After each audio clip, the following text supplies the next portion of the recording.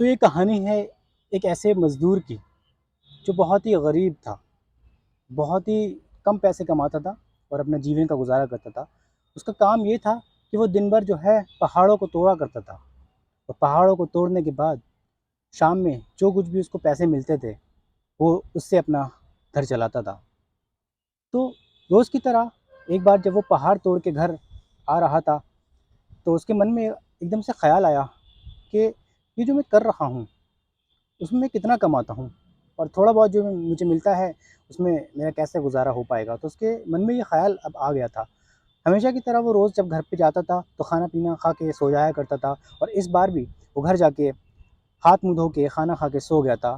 और जैसा कि उसने मन में ख़्याल रखा था कि काश कि मैं इतना अमीर हो जाऊँ कि मैं जो चाहूँ वो हो जाए।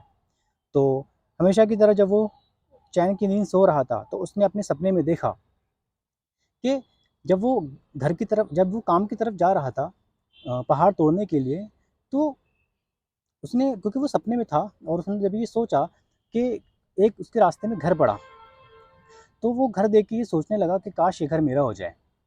तो देखते ही देखते वो घर का मालिक बन गया और वो घर उसका हो गया। उसके बाद जब वो घर में था, तो उसको एक शोर सुनाई देने लगा, उसको एक आवाज़ सुनाई देने लगी।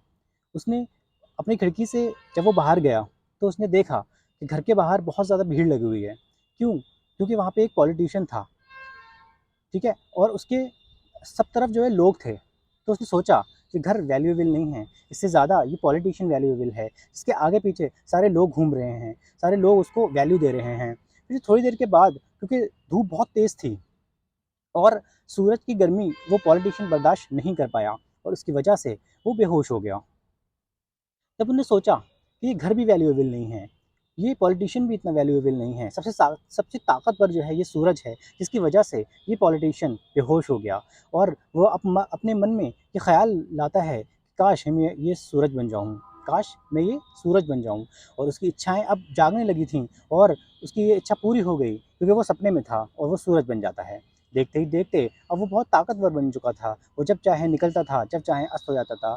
वो खुद को बहुत ताकतवर समझने लगा था। अब इच्छाओं की शक्ति उसके अंदर एक तरह से समा गई थी कि वो अब इसके बिना नहीं रह पाता। तो वो सूरज बन चुका था और उसके बाद देखते ही देखते उसके सामने एक बादल बादल आ गया। काले बादलों का उसका एक झुंड जो है मतलब आ गया, जिसने उसकी रोशनी को रोक लिया। उसने सोचा ये क्या हुआ? कि अचानक से उसकी जो रोशनी थी सूरज की, वो एकदम से कम हो गई क्योंकि उन बादलों ने उसकी रोशनी को रोक रखा था। उसके बाद उसने ये सोचा कि ये सूरज भी इतना वैल्यूएबल नहीं है, इतना ताकतवर नहीं है, सबसे ज़्यादा ये ताकतवर हैं ये बादल, जिसने उस सूरज की रोशनी को भी रोक लिया। उसने एक बार फिर से अपने मन में सोचा कि मैं ये बादल बन जाऊँ और उसके बाद वो बादल बन जाता है।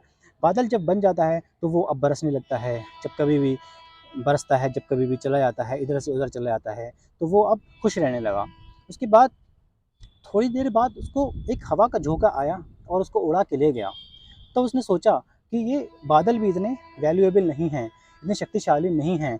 शक्तिशाली जो है ये हवा का झोंका है, ये हवा है जो बादलों से भी तेज़ है। सूरज की रोशनी को भी रोक सकते हैं ये बादल और उस बादलों को भी ये उड़ा के ले जा सकती है। तो उसने अपने मन में सोचा, काश कि मैं ये हवा बन जाऊँ।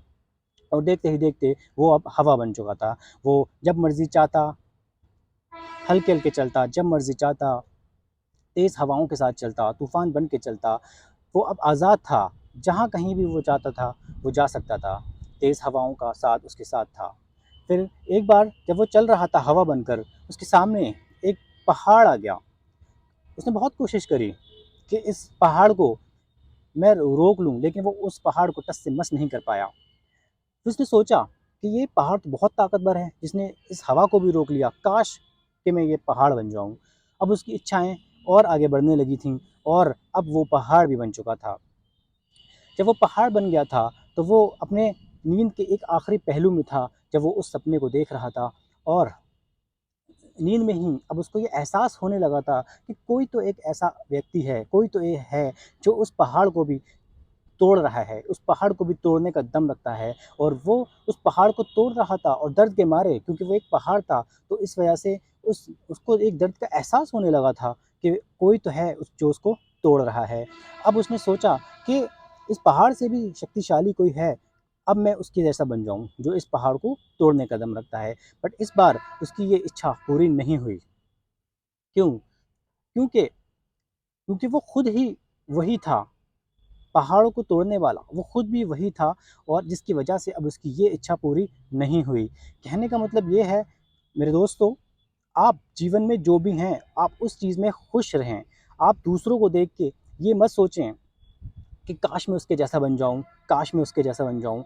हाँ, अगर आप उसके जैसा बनना चाहते ही हैं, तो उसने जो सीखा है, उसने जो लाइफ़ में अचीव करा है, आप कोशिश करें। आप मतलब 100% अपना अपना 100% दें, ताकि आप उस काम को अचीव कर पाएँ। आप बिल्कुल ये ना सोचें कि मैं उसकी तरह बन जाऊँ या मैं उसकी तरह बन जाऊँ। इस पहाड़ वाले आदमी के साथ भी वही हुआ, इसकी इच्छाओं की शक्ति जो है मतलब बहुत ज़्यादा बढ़ चुकी थी, और उसने जब ये सोचा कि मैं इस जैसा बन जाऊँ, उस जैसा बन जाऊँ, तो वो उसकी शक्ति जो है, इच्छाएँ जो हैं मतलब पूरी होने लगी थी। लेकिन उसके बाद जब उसकी आँख खुली, तो वो उसने अपने आप को शीशे में पाया। तब उसने यही सोचा कि अरे! ये तो मैं ही हूँ, इसलिए मैं नहीं बन पाया पहाड़ तोड़ने वाला, कि मैं तो यही हूँ और मैं यही मेरा काम है। तो मेरे दोस्तों, अपने काम से खुश रहो, अपने काम में अपनी जॉब को 100% आप अपनी जॉब से सैटिस्फाइड रहें। जो भी आप करते हैं, आप उसमें पूरा-पूरा दें, आपको बिल्कुल सफलता मिलेगी। मैं हूँ अयान मलिक, जय हिंद।